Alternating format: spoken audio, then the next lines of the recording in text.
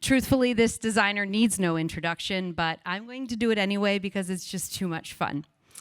We are delighted to have Ken Fulk with us today, a true Renaissance man, a designer with cinematic flair who has an incredible ability to weave in drama and take risks like no one else. His spaces make us think and rethink how we live.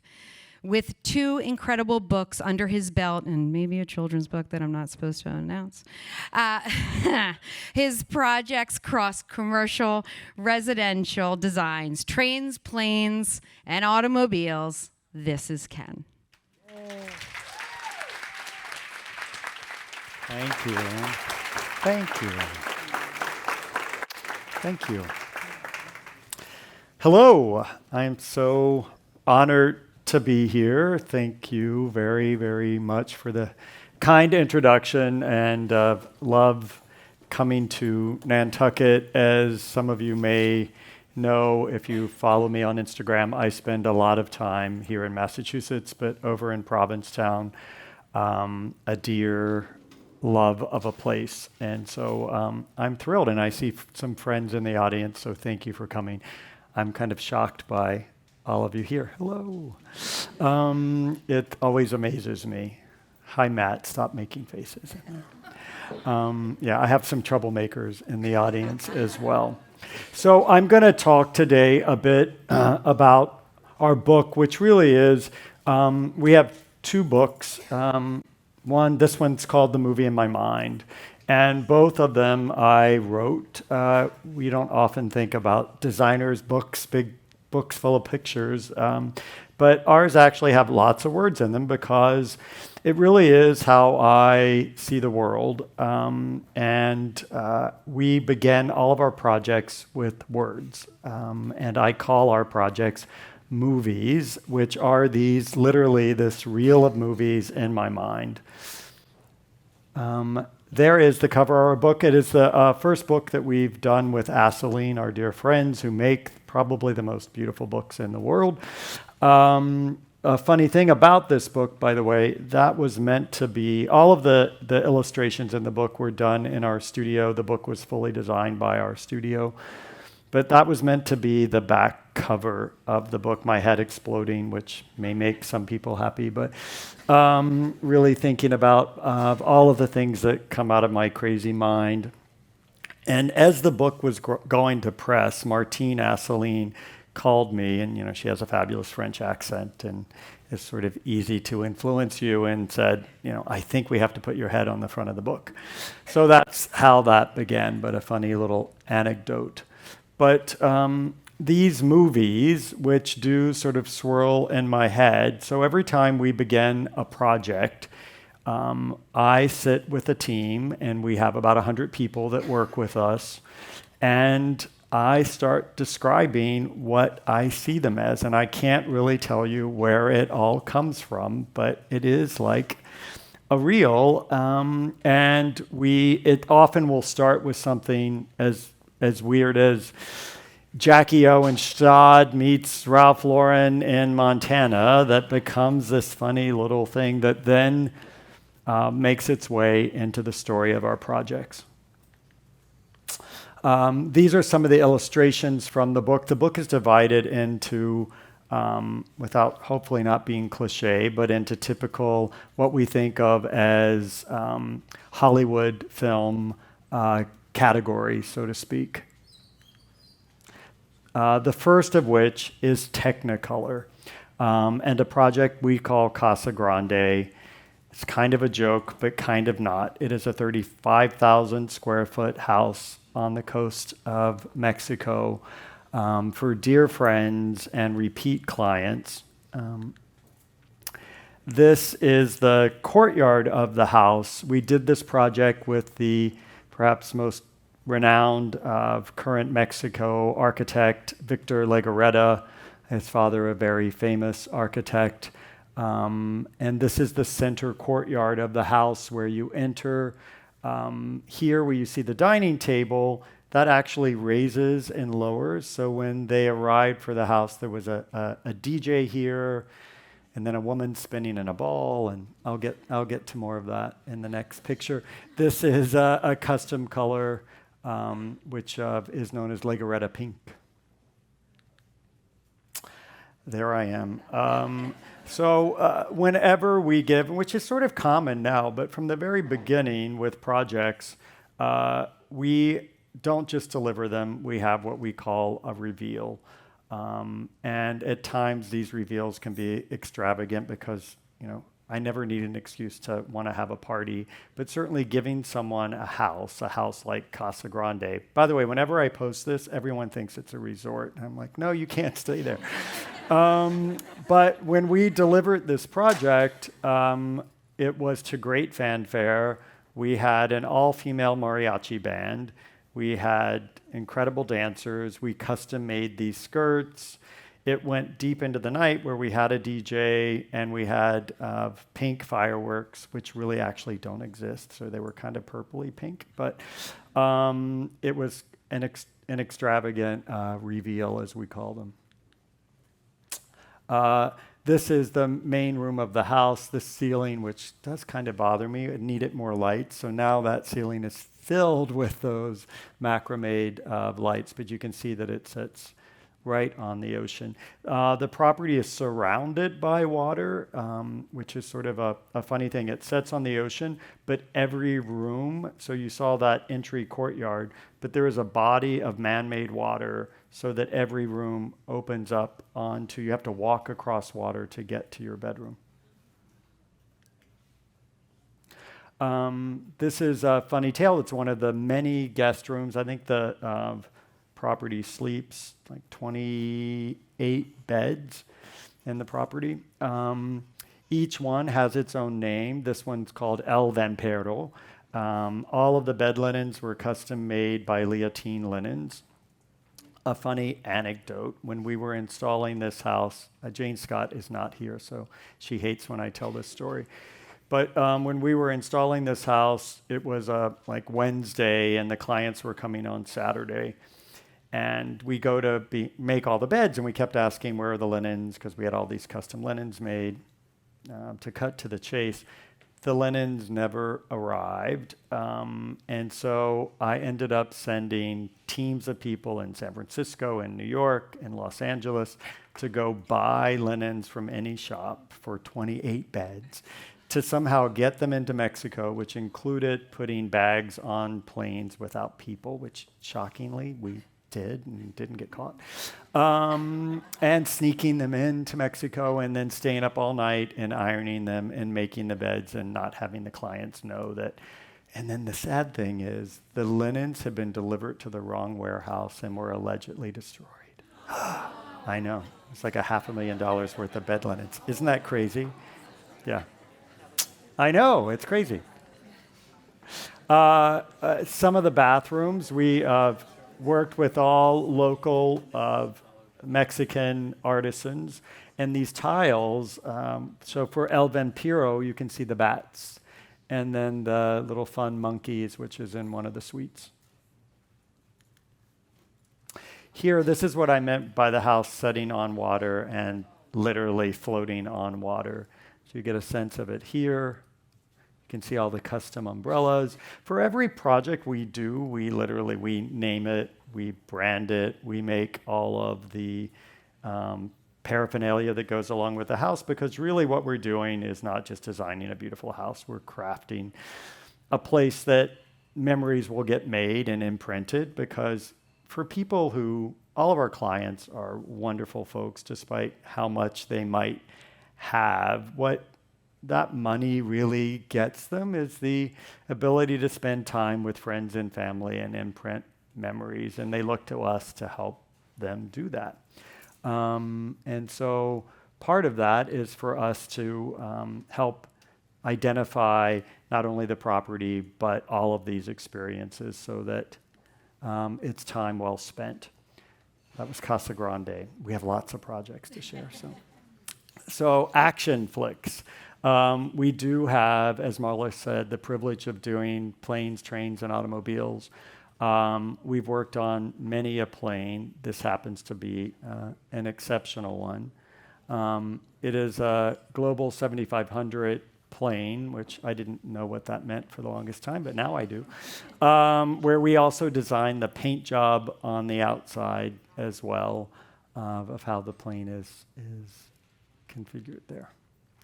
Not one of my dogs, but this is Phil in the seat. These beautiful seats were sent to Italy and custom hand-stitched in this pattern. A funny story, when we presented this plane to the client, we presented 3 schemes, and he looked at them and said, I think they're all great. I think I'd like to do the most conservative scheme because it's really for work and I don't want to look too flashy. And then maybe 2-3 hours go by and he calls me back and he's like, just pick the one you like. So I got the one you like. Here you can see powder room. Does have a shower and a movie theater. Beautiful custom cabinets with the metal grill work.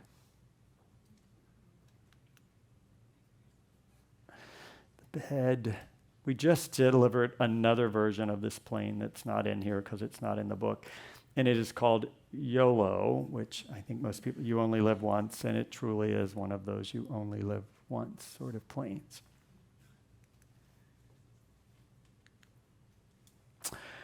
Moving on to period dramas. So if you know me, you know that I love historic buildings. And so these are all historic places that we have worked on.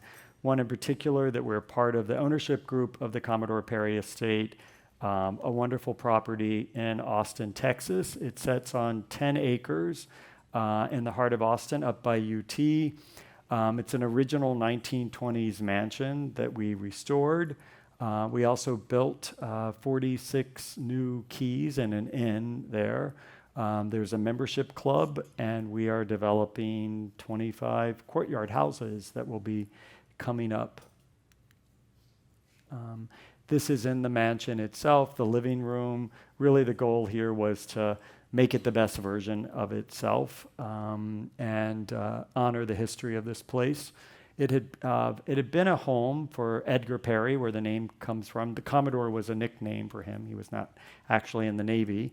But he decided it was too big. He said it was a great place to throw a party, but too big to live in. It then became a school. My business partner actually went to high school there and swore that one day he would buy the property. So kind of a nice... oh, by the way, Pierre Frey fabric here. Pierre Frey, to give a shout out to my dear friends at Pierre Frey, and Pierre Frey on the wall covering there. This is one of the suites. This is Edgar Perry Jr. We kept all the original rooms in the mansion. Each of them is different. On the property, we built a new restaurant. The restaurant is open to the public. Otherwise, it's for members and guests only. So this is called Ludi's. That was Edgar Perry's wife's name. And we call it Ludi's, a garden restaurant. Obviously, it has beautiful ceiling full of plants. And who doesn't love a round pool? Come on. A great pool. This is, those are Brown. I always get asked about the chaise lounges. Those are Brown and Jordan, which is sort of a great, wonderful, classic company. But in this custom yellow color, great pool. Again, we typically, when we sign on to projects, we are brought on as the creative director.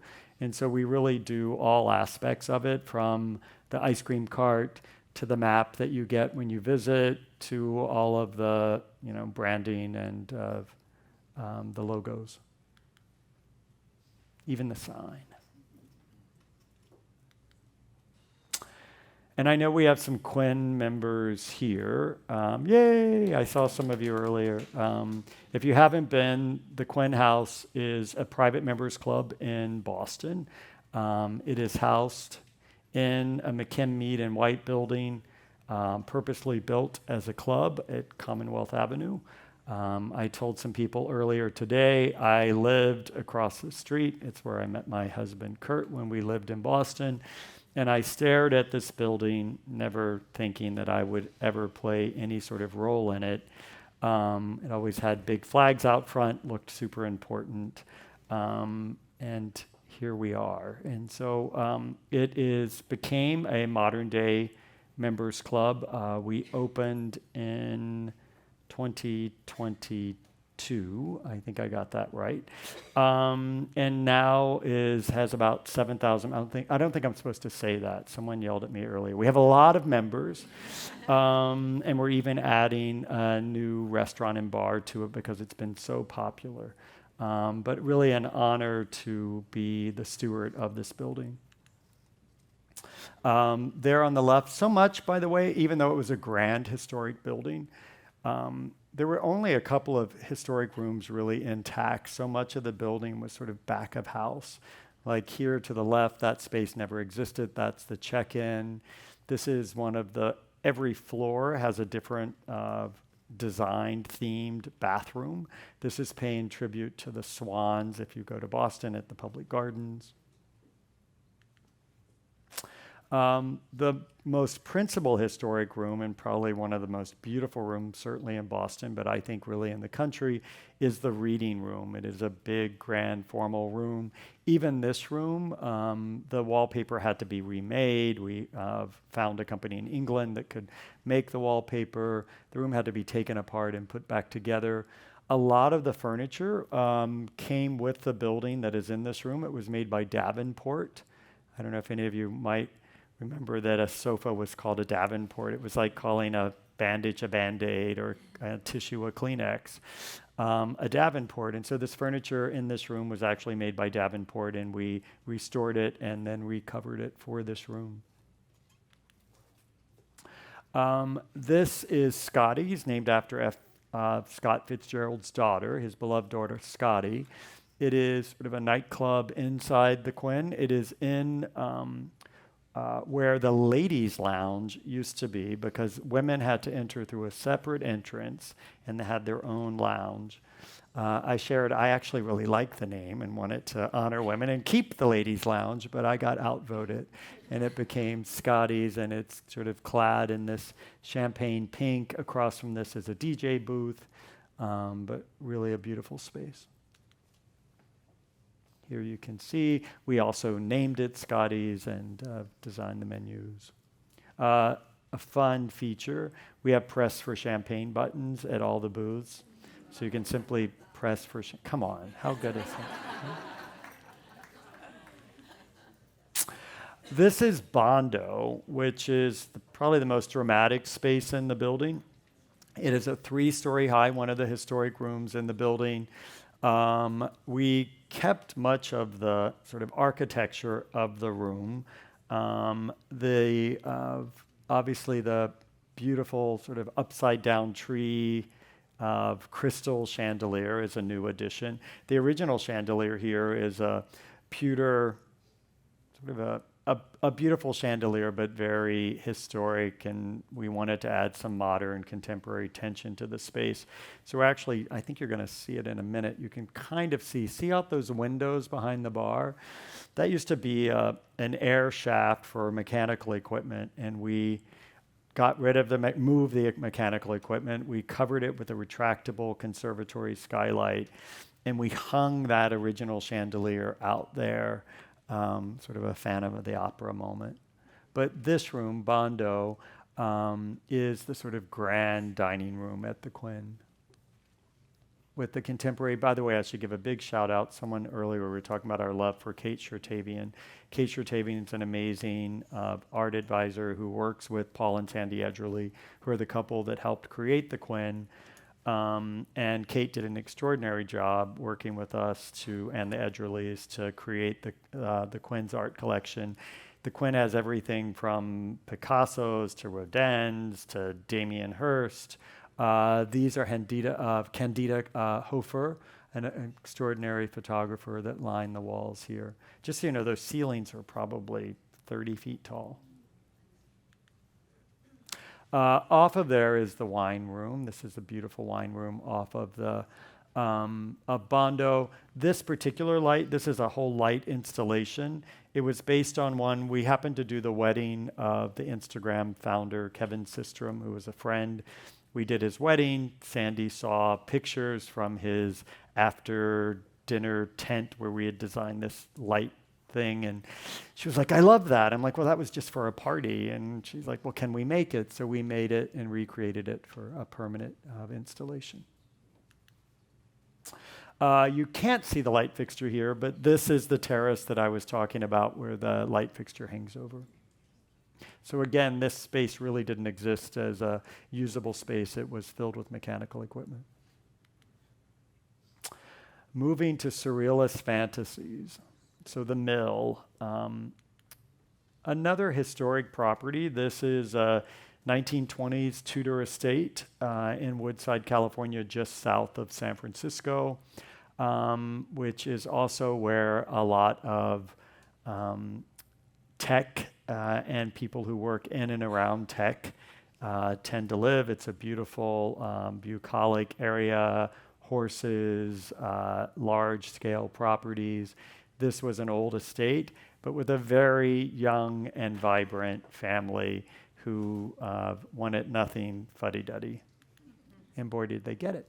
Some wonderful collection of pieces here, but here in the entry, you can see these, there must be 30 coats of lacquer in this blue barrel vaulted entry of an incredible, those are carnival of horses inspired by them. The light fixture, this is the bar in their house. Part of the outdoor living area. The pool, which is sort of our take on a surreal Slim Aaron's idea of what a poolscape might look like. Moving on to foreign films. We do a lot of work around the globe, everywhere from Europe to the Middle East. This particular project was for the ambassador to Austria and his wife, Trevor and Alexis Trena. We just launched, by the way, I'll give a plug for High Note. We just launched a collection with High Note, which is a wonderful way to text if you don't already use it. Sort of can up your text game. With Alexis, who is part of the Swanson wine family and the Swanson frozen food family. Trevor was the ambassador to Austria, and this was their house in Vienna, which, if you know them, they're a very exuberant couple, all about style, all about color, wonderful entertainers. And the residence, the ambassador's residence in Vienna, is this sort of stern Bauhaus chic, but was filled with reproduction furniture that the State Department provides, which is so weird. Like, why wouldn't we have real antiques? But we don't. And so how was this family going to suddenly pick up and move and live in Vienna in a white box filled with reproduction furniture? And so very quickly, we decided, like, how could we do something that was really great? We kind of didn't tell the State Department, and because they would have approved this, I don't think. So inspired by Klimt paintings, and we have a lovely, her name is Deborah Phillips. She actually did the swans at the Quinn. We bought her to Vienna, and we had designed, originally we were going to do it as wallpaper, but there kind of wasn't time. So we flew her to Vienna and set her loose on the house. We had designed all of these patterns and colors to really transform it. We also then set about buying interesting furniture. There's an incredible auction house called the Dorotheum, which is one of the oldest auction houses in Europe. If you don't know it, you should. And I got to go shopping crazy at the Dorotheum. Here, the dining room. Trevor also happens to have one of the great photography collections in the country. And so we had the great privilege of bringing that art here to Vienna. You can see some of the secessionist pieces that we mixed in. We did keep a few of the antique pieces.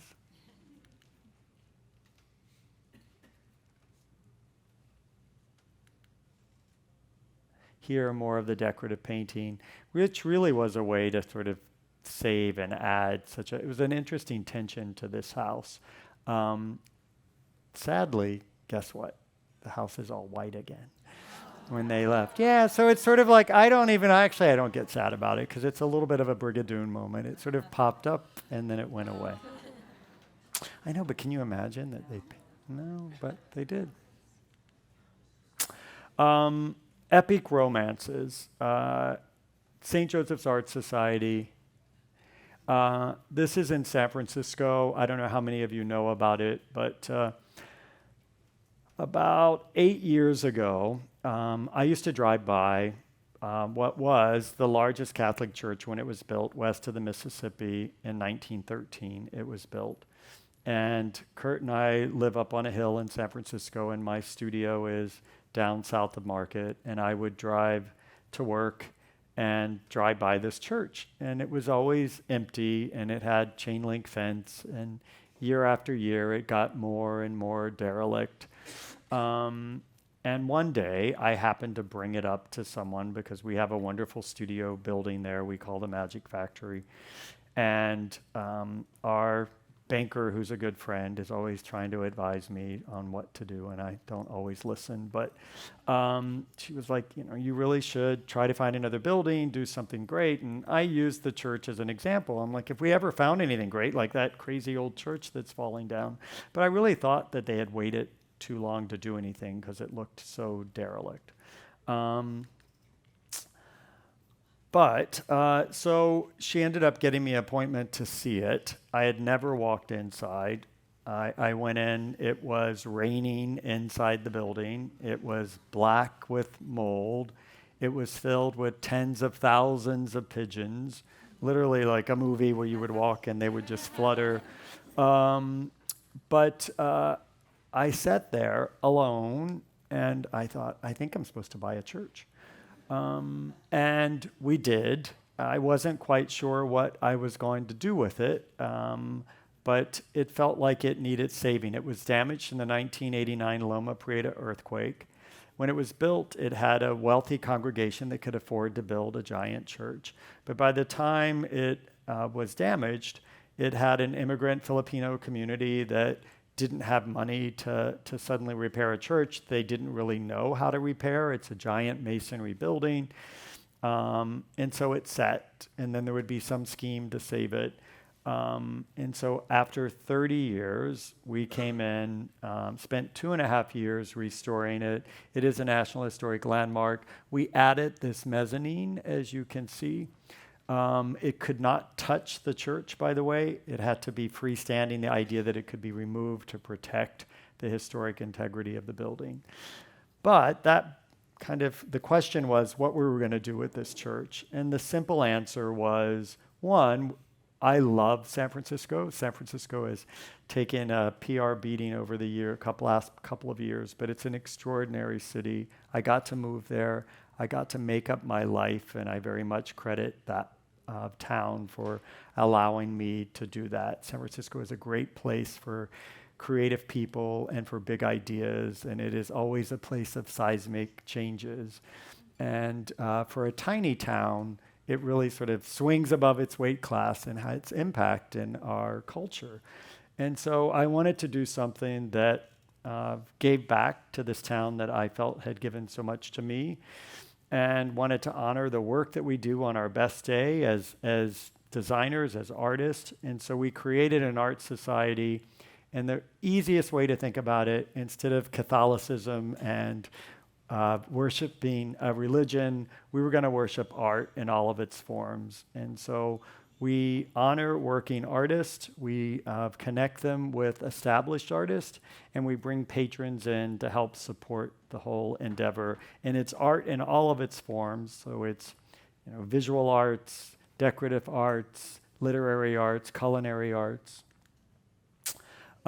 Here you can see the mezzanine. This was during our first exhibit, which was with a wonderful Dutch duo. You can kind of see the feet of the bears up there. They bought in these crazy taxidermy molds, and they considered them the angels of the church. The first exhibit was called The Angels Above. This is one of the salons. That's a piece of their work. So this is all, by the way, brocante fabric from Pierre Frey. The entire lower part of the church, we created these salons that members can use. By the way, you can become a member of St. Joseph's for as little as $50. It's a nonprofit, a 501c3. So these salons are able to be booked out and used by members.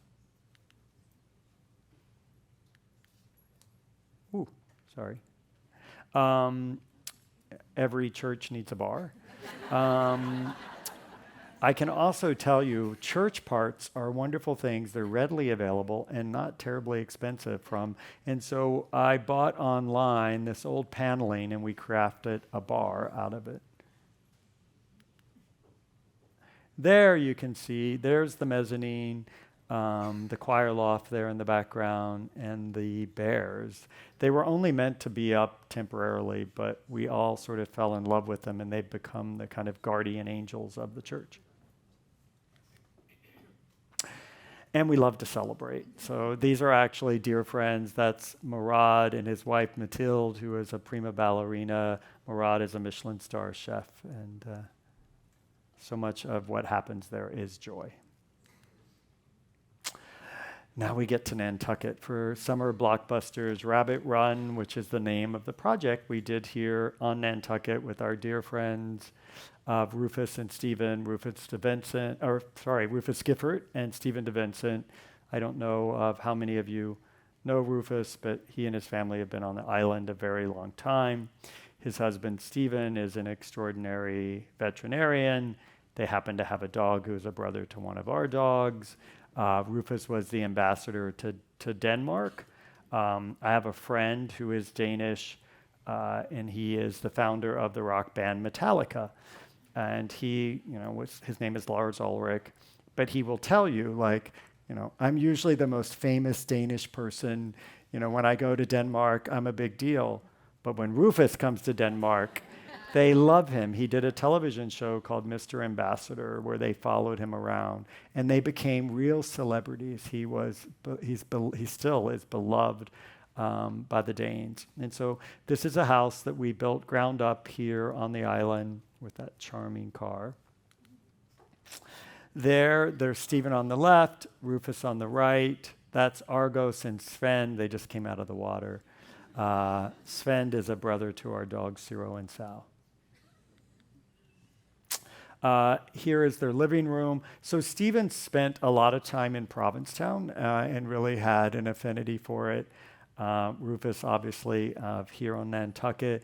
But they didn't want simply a whitewashed beach cottage. They wanted a house that sort of paid tribute to Nantucket's history and its history as a whaling town, and wanted it to feel purposefully masculine and collected with pieces that meant something to them.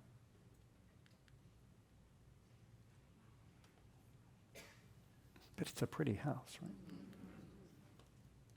Here on the left, we had a wonderful muralist who came from Maine and painted the powder room. We repurposed a campaign chest.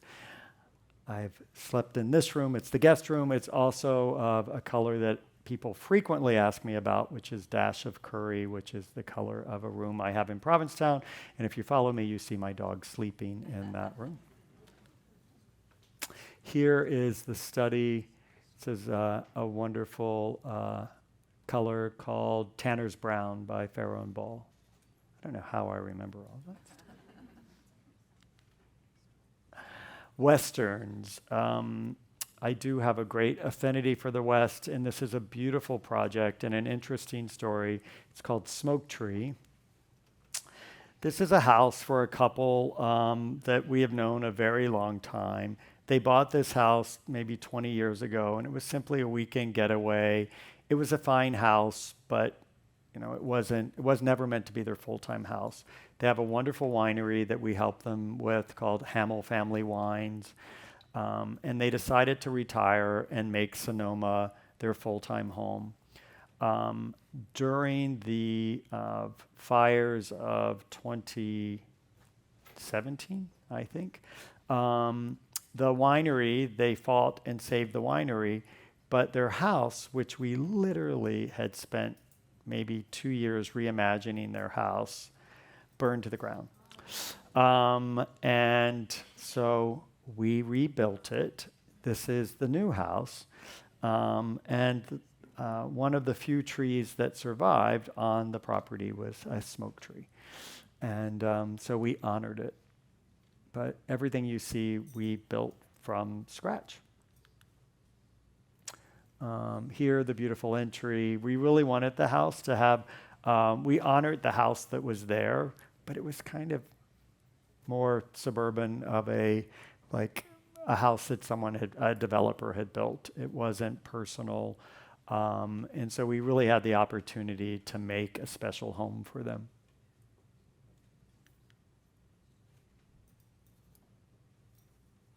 By the way, the piece of art there is by a wonderful artist named Ethan Murrow. If you don't know him, you should. He is Edward R. Murrow's son, the newscaster, if any of the people remember Edward R. Murrow. But he has a studio in Boston. Most of his work is graphite pencil drawings. He is in all of his work, and they're very fantastical. And he does a few oil paintings, but that is one of them with flowers coming out of his head. Kitchen. I just saw 2 of these stools at Grayton House, by the way. This room to the right, one of the trees that burned, a beautiful redwood tree. We salvaged all of the trees that could be salvaged on the property, and we clad the study in the redwood from the fire.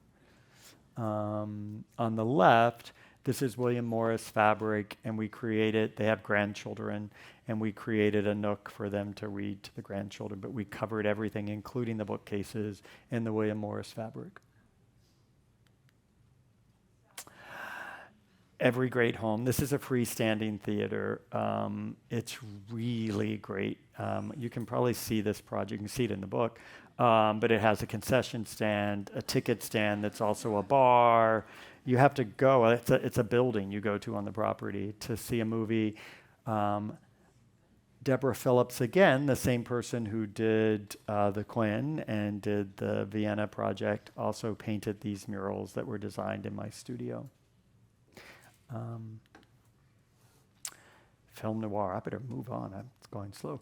The Crown Club. I never thought I would do a project at a sports stadium, but we did.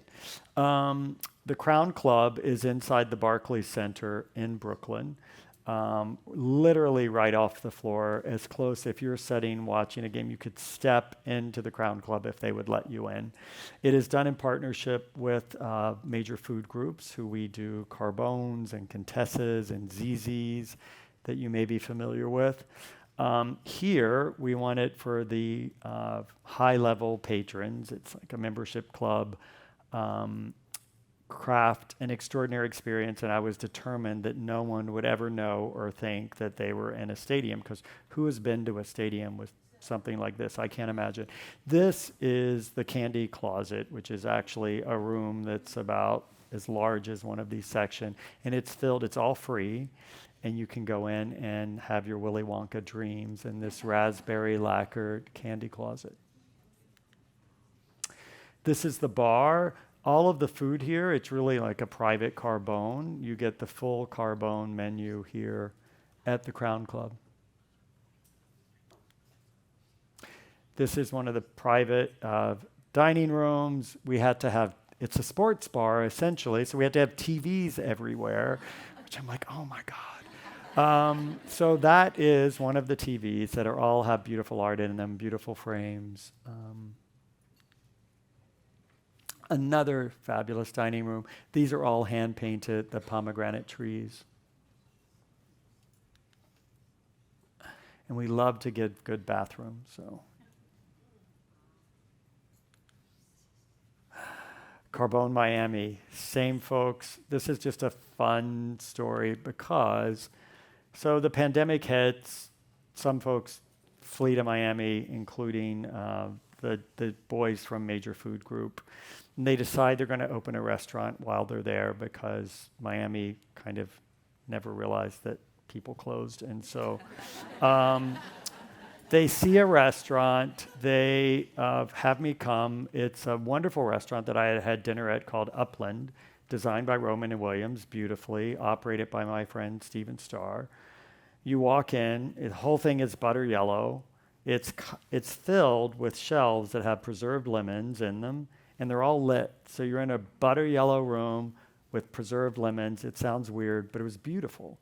And they're like, we want this to be a Carbone, and we want to open in 6 weeks. I'm like, well, that's not going to happen, but maybe. And so I think it might have been like 10 weeks. I arrive, they take a phone, videotape me walking through the space, and I'm like, okay, I got it.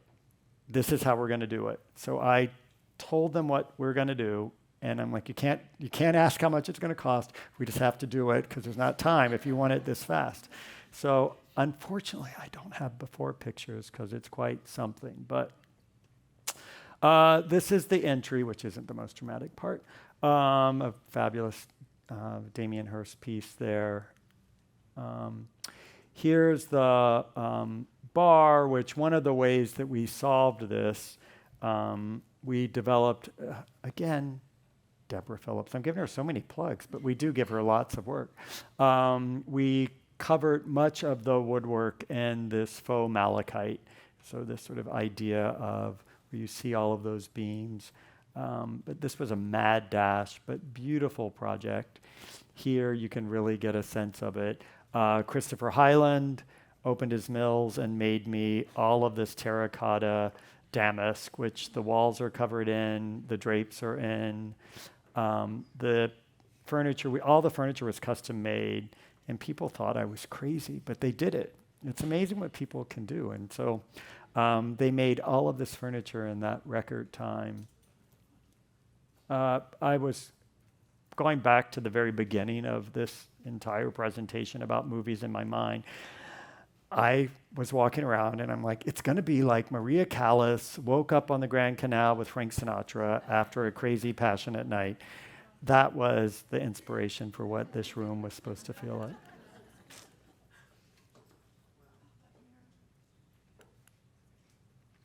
like. And finally, my beloved collection. There was a rug on the floor called Ken's Lines. Probably more than any fabric house and we have many ones that we love and that we work with. But the deepest relationship that I've had has been with Pierre Frey. And much of it is because of the family. If you don't know them, Patrick Frey is the father. There is a Pierre, but he is the son. And it's really a family affair. And Patrick Frey is a visionary and an amazing creative and an amazing collaborator. And so they really became my friends. And then very naturally, we developed a product line with them, more out of just a shared passion and interest than any sort of typical business transaction. But the name of the collection was called The Cult of Beauty. This is one of the rugs, but it's also in fabric and many different colorways. When we first envisioned this, I went to Paris. We had created sort of a huge scrapbook that they still have that was just very old-fashioned. It was literally clippings and things and all of these inspirations. And then I got to go into, they keep an incredible archive at Pierre Frey because he has a shopping addiction for antique fabrics. So literally from the 1700s forward, they have extraordinary fabrics. And so you get to go into this library with gloves and handle all of these fabrics, which inspired our collection. This is a fun one. It's called Studio Dogs. It was hand-drawn in my studio. Every day, there's nearly as many dogs in our offices as there are people. So these are all the dogs, a couple of them ours, who make their way to our studio and sort of work with us every day. It's a wonderful fabric. It's a wallpaper. I have great dog beds out of it. It's a really good one to make dog beds. This is what we call a brutalist, one of the fabrics we have. It's indoor-outdoor, which is incredible when you see it. We have it covered on 2 sofas in my studio. It also makes a beautiful rug.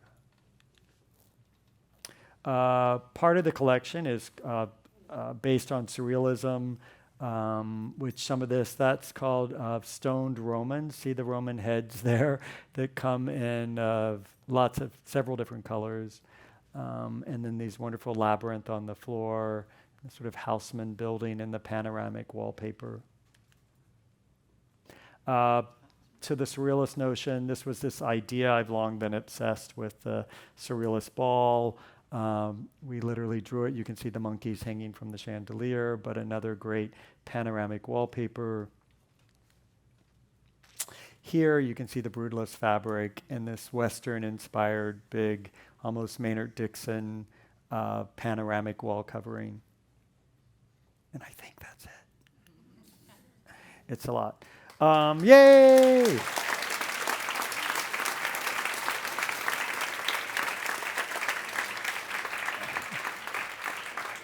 I was going to take some questions, if you have any.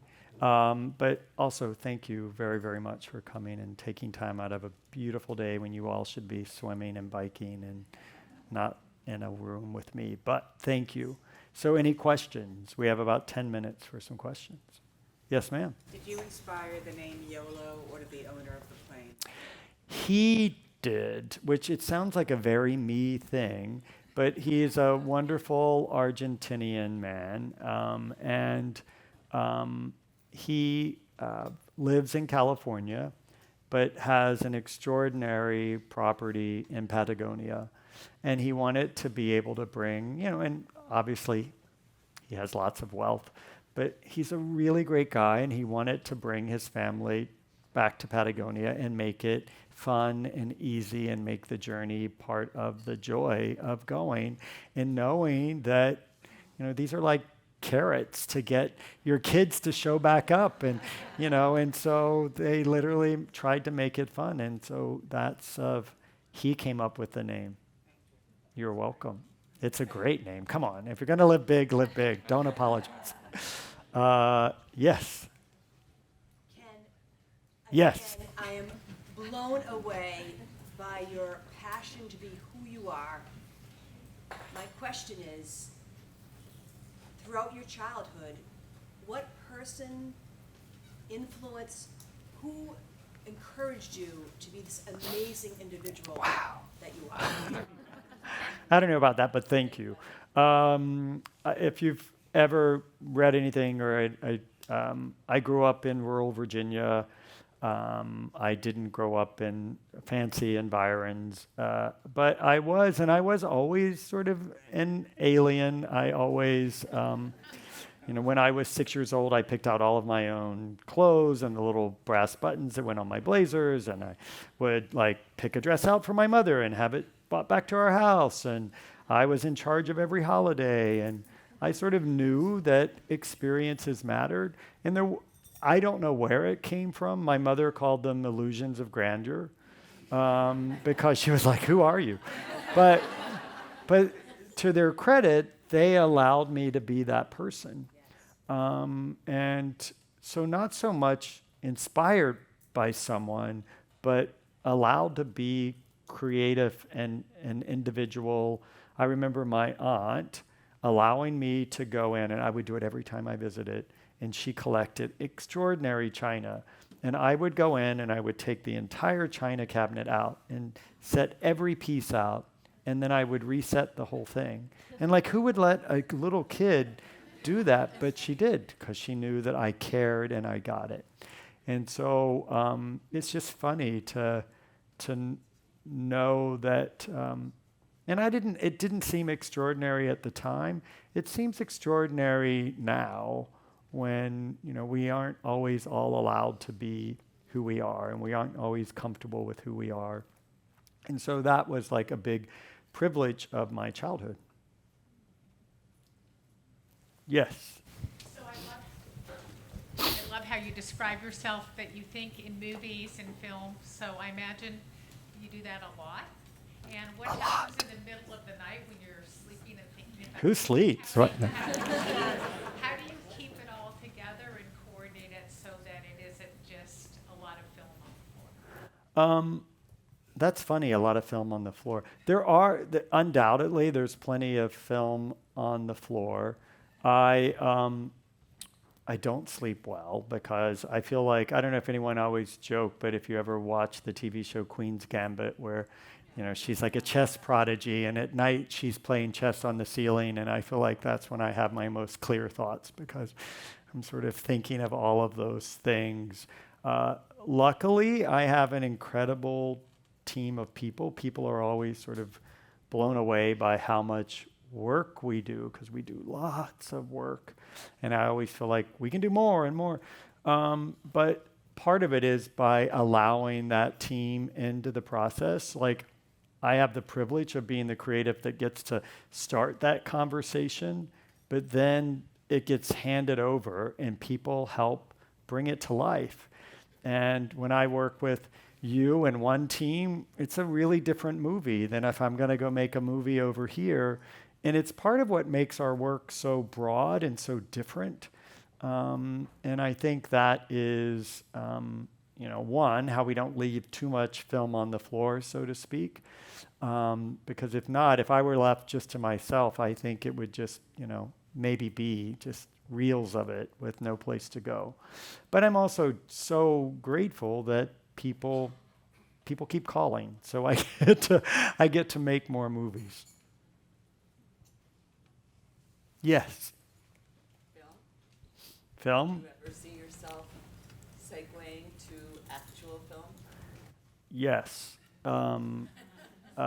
We are in the process of maybe trying to document some of what we do, because, at our core, we're storytellers. It's sort of who we are, and filmmaking is obviously storytelling.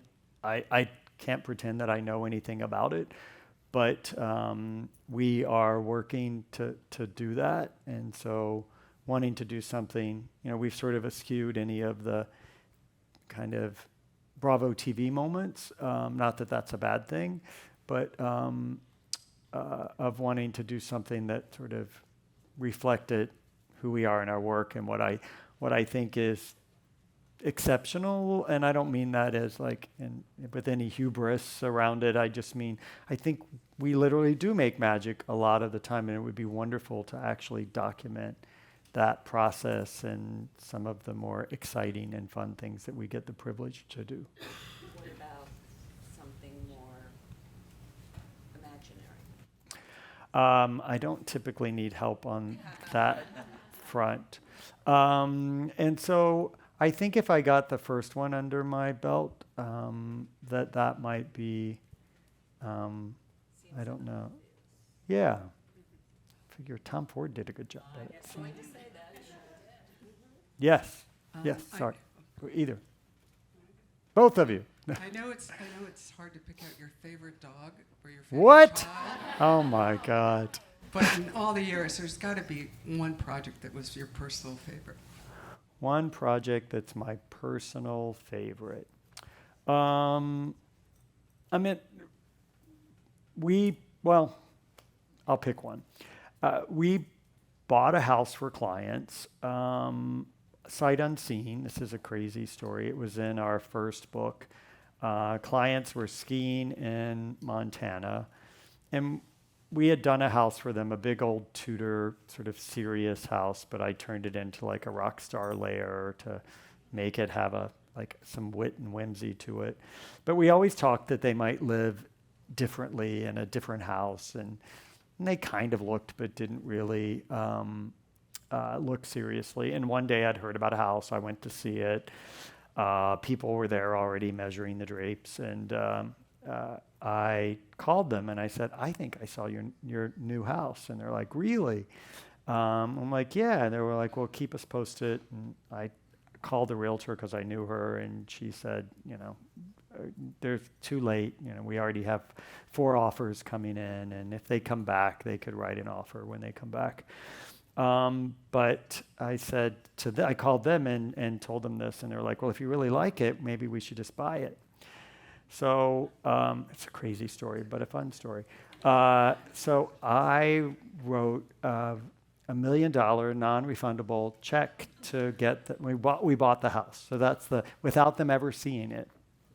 And we spent 4.5 years designing a house that they never went to until they woke up in the old Tudor house. At lunch, they never went back. They came, and there's their new house. We had monks chanting in the courtyard because I'm like, after 4.5 years, it better be a religious experience. And everything was drawn in our studio, made by artisans. It was a beautiful home. It is a beautiful home. Yeah, and amazing, like once-in-a-lifetime clients. So I've had the privilege of working with your incredible team many times, and I wanted to ask, is there something that you find to be challenging about translating your vision and your process to your team? Because it doesn't seem like there is, but I understand that we only see a portion of that, and Sure. I'm just wondering if you feel there's something that you're constantly up against and how you navigate through that. I don't think it's, we're really good at, and we have people that have worked with us for so long. I think the challenge, like anything, it's people, and so there's always things. But we all love it so much because there's lots of things, especially, we live in a world, especially in our San Francisco studio. We have a New York studio. We're opening our Los Angeles studio. And there are other things that people could go do to make a bunch more money. Even though I think we pay people really well, it's, we live in a world where you can go work in AI and make, 2-3x for what we could pay them. And they do it the same reason I do it, because we can't not do it. It's not a job. It's just who we are. And so I think that gets us through some of and then the translating thing, sure. Do you have hiccups where you're like, okay, you're not getting this isn't working. You're not watching the same movie I am, but we get through it. And the good thing about putting our work to words, we literally write a script for each project, is that it provides that touchstone. You go back to it and you're like, okay, we've lost our way here some way. So it's, of course, work always has its challenges, but I have to say we are really fortunate to have the best people on the planet work with us. And that goes to all of our vendors who are extraordinary. Oh, where? Oh, you. Continuing on the tough areas of your business, what would you say, all these fabulous movies, what would you say for you personally is the hardest part? It's always hard when I'm a people pleaser, and I want to make everyone happy, and it serves you really well. It's like why I have a job, because I care and I want to make people happy. And the hardest thing is when someone's not. I can't bear it. It eats me up. I can't just, move on. And we never, if someone doesn't like something, I don't have to go read a contract or see whether, it doesn't matter. We're going to make it right. I don't care what it costs or what we have to spend. We will fix it, because I don't want someone not pleased. And I think that's always, the hardest thing is when things go wrong, because inevitably they're going to go wrong. And undoubtedly, over the years, we probably could have gone belly up because of my sort of willingness, like the bed linen debacle. It didn't matter. We had to go buy plane tickets and shop for whose fault it was. And by the way, no one ever paid for the mistake but us. Even though it wasn't, it was FedEx, it was the warehouse, it was a $500,000 mistake. And that could sink some people's business.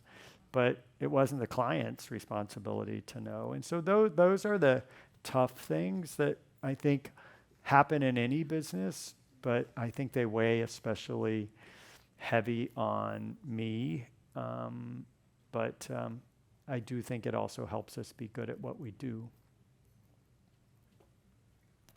Yes.